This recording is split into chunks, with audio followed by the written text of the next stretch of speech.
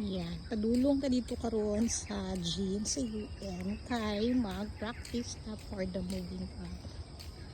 Mo ni siya ang akong maalian the sound of the nature. Yan. Unta lang may banakon diri. Okay, very hilong. It's Sunday, so wala mga estudyante.